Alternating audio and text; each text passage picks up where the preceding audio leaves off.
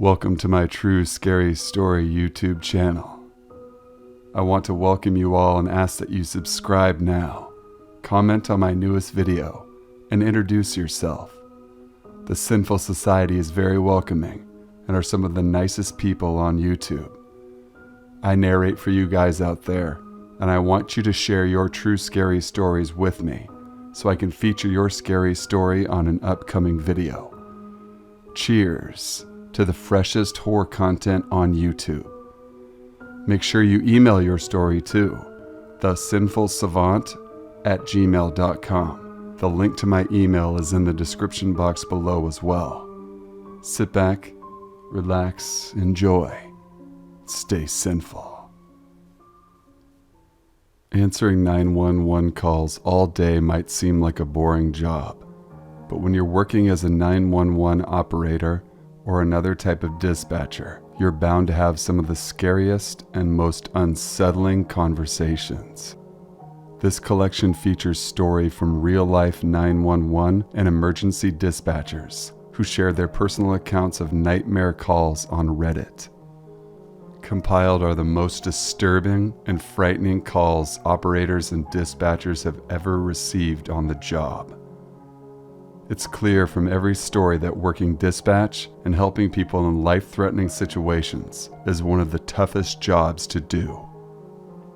From Redditor, The Spirit Tracks. My mom is a dispatcher for Phoenix. She had a call where a guy was calling in advance because he was going to kill himself. Well, he did, but he didn't hang up. And legally you're not allowed to hang up unless there's some very specific circumstances. So she had to sit there and listen to him die. From Redditor, Wang Chung. I was a 911 dispatcher and a volunteer firefighter in the town that I dispatched for. To set the story up, the way 911 works in the state I lived in at the time was your call will first go to a 911 call center where an operator pulled up all the electronic information, GPS location if cell phone, and then determines the location, usually by asking the caller, before forwarding the call to the proper fire department dispatcher in the area of the call, who will get the location and the emergency information, and then dispatch the fire department and/or ambulance. The 911 operator will stay on the line while the caller talks to the dispatcher, but they usually don't say anything and let us talk to the caller. If we need additional information, they sometimes chime in with additional info. So, I'll first say that I wasn't dispatching the night of this particular call. I was actually one of the first on the scene with the fire engine for the call because I was the volunteer firefighter that night. 2 cars full of girls that had just come from a soccer team pasta dinner decided to go ghost hunting in our town late one night because we had an old abandoned mental hospital in our area. We also have very windy, unlit back roads. The girls were going too fast, and one of the cars didn't negotiate a sharp corner very well. The vehicle rolled, and 2 girls were ejected from the vehicle before the car rolled on top of them. These 2 girls did not make it. The eerie part about the call was the next dispatch shift I worked. I talked to the dispatcher who was on that night, and we reviewed the tapes of the call. Even though I was on the scene for that call, listening to the recording of the call was terrifying. I heard our dispatcher answer the call, but all that could be heard on the other end was screaming. Screams of horror from teenage girls as they try to help their friends. Sheer terror. I've never heard screaming like that before, and I doubt I ever will again. That's when the 911 operator spoke up over the screams to the dispatcher. Hey, I have no idea what is going on. I wasn't able to get any information from anyone. The call comes up on GPS in the area of 123 Street. That's all I have. Luckily, the dispatcher was smart, realized that there was a true emergency, so he not only dispatched my department, but the next closest department as well for extra personnel. Listening to that playback was one of the most unsettling things I've ever had to listen to. From Redditor, Psychedelic Goat 42. The creepiest phone call I ever took was while dispatching for my university while I was still in school. A girl called saying she was hiding in her dorm room closet because the girl that had been stalking her had just broken into her room. The caller claimed that the intruder simply sat down on her bed and stared at the wall until the police showed up. It was eerie because it was just so abnormal, not normal person behavior at all. From a former Redditor. A lady calls in hysterics. I spend a solid 2 minutes on the phone, trying to get her to calm down enough that I can understand her, and the whole time I hear someone screaming in a language I can't recognize in the room with her. It sounds like some fanatic speaking in tongues. I finally get her calmed down enough to understand what she's saying. My husband shot himself in the head. You've got to help him. He's talking to me, but I don't understand what he's saying. Please, please, please, you've got to come help him. The husband and wife were arguing. The husband was drunk. He gets his .45 and shoots himself in the head. The incoherent yelling I was hearing was his broken brain trying to scream, cry, ask for help. He was still alive when they got to the hospital, but was taken off life support the next morning. From Redditor Psychedelic Goat 42. A friend of mine who used to dispatch has the worst story I've ever heard. It was one of her first solo 911 calls, and the caller is requesting medical help with slurred speech. My friend was under the impression it was an elderly gentleman experiencing a stroke. When units arrived on the scene, however, they discovered that the caller was a 17-year-old who had been shot in the face by his mother.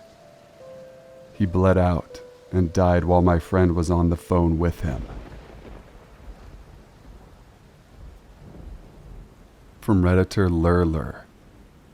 I answered a call from a woman who had run over her husband in a speedboat and chopped off his legs. Their children were with her in the boat. It was the husband's 40th birthday, and he wanted to go water skiing. She didn't want to because she wasn't comfortable driving the boat. He died. From Redditor Gangrape Chickens. I was a year into the job in a fairly large town with woods all around. I got a call from a young man who identified himself as being 21 years old. He said he was on a hike with his best friend, but this is where it got weird. I asked for his location, and it was about 50 miles from the nearest trailhead, but not in the direction the trail moves. I asked him to tell me what the problem was and what services he needed when he burst into tears, saying one moment his friend was in front of him, and the next he was gone. I dispatched the sheriff and was told neither man was ever found. It still freaks me out.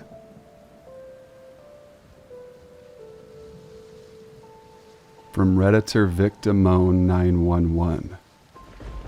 The man calls, and you can hardly understand him. He says his address, and when I ask what is the problem, he says, "Cut, leg, off, chainsaw." He moans, and then that is all I hear. He bled out before anyone got there. He was cutting branches in the tree, and then fell out of the tree. As he was falling with his chainsaw, he cut off his leg. He tied his belt around the stump, crawled to his phone on the porch, and called. He died with the phone in his hand.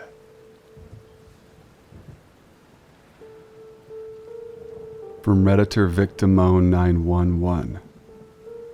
A man locks his 2 toddlers in the bathroom, shoots his pregnant wife, calls 911 and says, "Call my father and send police. I killed my wife and I'm going to kill myself." He hangs up and kills himself. The police get there and hear the toddlers crying in the bathroom, so they kick the door in.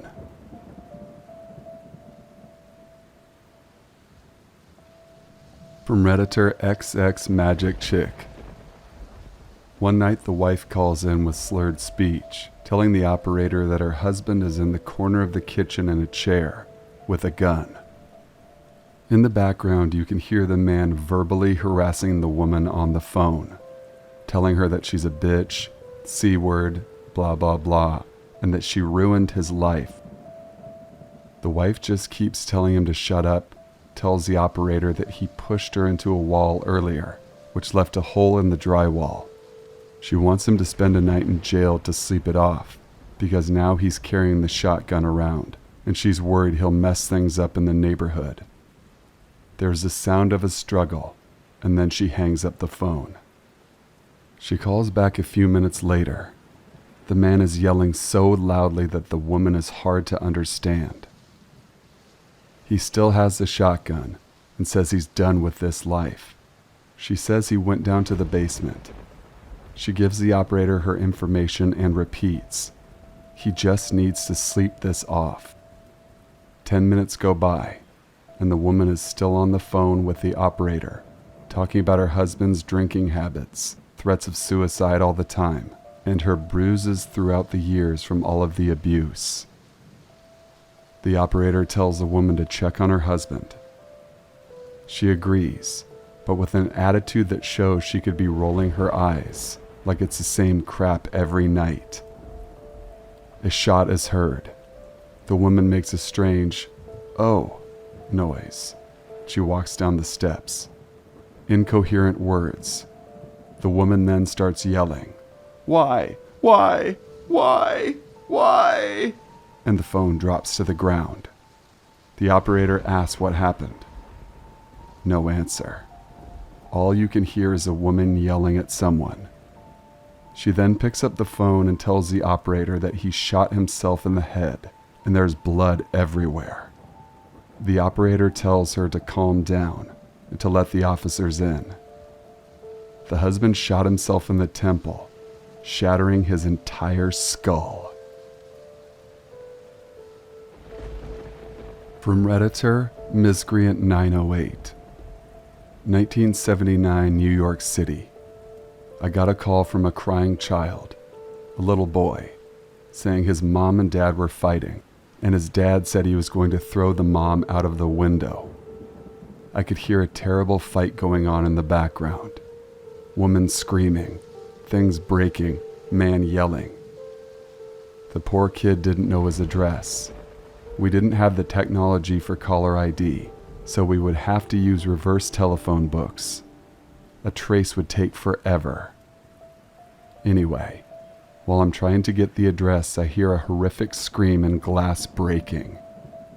A few seconds later, the other operators in the room are getting calls about a woman lying in the courtyard who came out of a window.